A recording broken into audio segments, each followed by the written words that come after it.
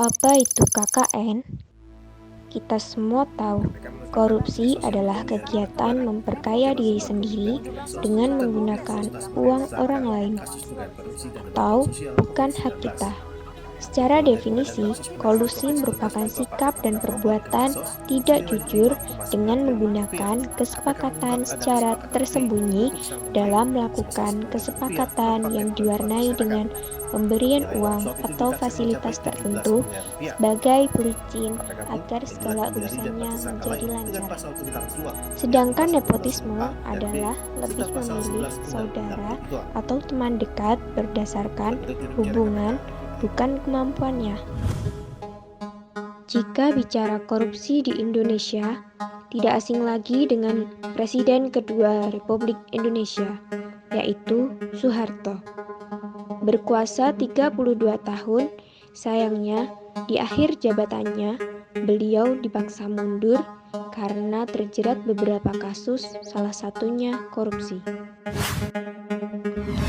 Transparansi Internasional atau lembaga internasional yang dikenal luas dengan komitmennya memberantas korupsi.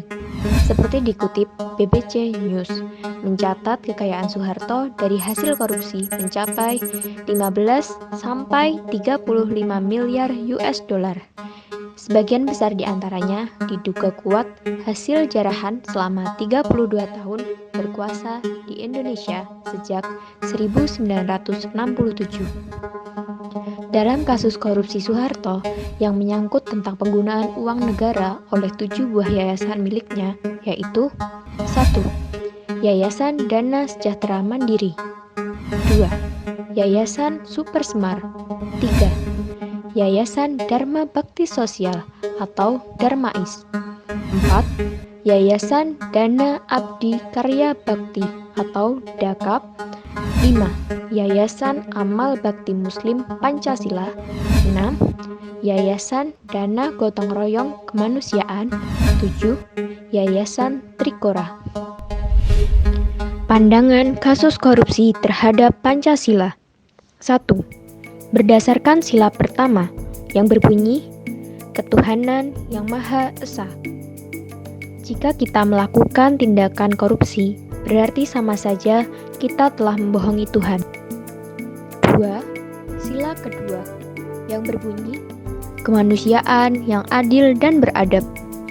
Sila ini memiliki makna untuk memperlakukan sama manusia sebagaimana mestinya dan melakukan tindakan yang benar, bermartabat, adil terhadap sesama manusia sebagaimana mestinya. Dengan melakukan korupsi, berarti sama saja telah melanggar sila kedua ini, karena telah melakukan tindakan yang memperlakukan kekuasaan dan kedudukan sebagai tempat untuk mendapatkan hal yang diinginkan, demi kebahagiaan diri sendiri dan juga membuat orang lain menjadi rugi karena tindakan korupsi tersebut. 3. Sila ketiga yang berbunyi Persatuan Indonesia, yang memiliki makna bahwa kedudukan masyarakat atau rakyat itu sama saja di depan mata hukum, tanpa membeda-bedakan serta mendapat perlakuan yang sama di depan hukum, sehingga tersangka melakukan korupsi berarti sama saja telah melanggar sila ini. Korupsi merupakan tindakan yang dapat menghilangkan kepercayaan masyarakat, sehingga hal tersebut akan membuat rakyat merasa menjadi terintimidasi dan tidak peduli lagi terhadap tindakan yang telah dilakukan oleh pemerintah. Lama-kelamaan, hal ini akan membuat Indonesia menjadi tidak harmonis. 4. Berdasarkan sila keempat yang berbunyi kerakyatan yang dipimpin oleh hikmat kebijaksanaan dalam permusyawaratan perwakilan. Soeharto dinilai tidak mampu mengambil keputusan untuk kesejahteraan rakyat dan lebih cenderung mengambil keputusan yang hasilnya menguntungkan dirinya sendiri atau hanya bisa dinikmati secara pribadi. 5. Berdasarkan sila kelima yang berbunyi keadilan sosial bagi seluruh rakyat Indonesia. Soeharto dinilai tidak dapat mengemban amanah dan tanggung jawabnya sebagai presiden sekaligus ketua yayasan yang telah dipercaya rakyat.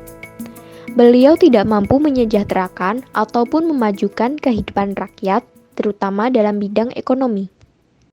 Agar hal tersebut tidak terulang kembali, kita dapat melakukan pencegahan kasus korupsi dengan memperbaiki sistem dan memperbaiki perilaku para pejabat negara dengan 3 tahap, yaitu: pertama, strategi jangka pendek dengan memberikan arahan dalam upaya pencegahan. Kedua, strategi menengah berupa perbaikan sistem untuk menutup celah korupsi. Ketiga, strategi jangka panjang dengan mengubah budaya. Ketika budaya jujur sudah terbangun, maka satu sama lain akan saling menjaga dan mengingatkan. Adapun cara lain, kita juga dapat melaporkan jika mencurigai adanya tindakan korupsi ke https://kws.kpk.go.id. Sekian yang dapat kami informasikan terkait kasus korupsi Soeharto. Terima kasih.